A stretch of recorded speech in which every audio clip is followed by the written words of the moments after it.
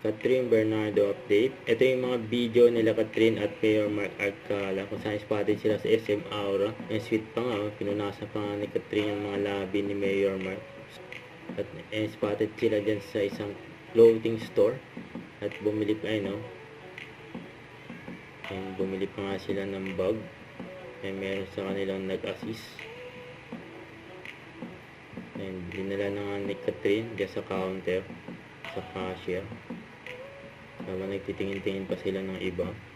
At after nun, bumili sila ng ice cream o yogurt. At mayroong nagpa-picture kila Catherine at Mayor Mark Alcala habang naghihintay dyan sa elevator, sa second level elevator. Nagpa-picture pa nga kila Catherine at Mayor Mark. Invite nila sa mga fans. Naghintay pa sila at may kasama silang taga-Bitbit. Kinain na nga nila yung yogurt o ice cream.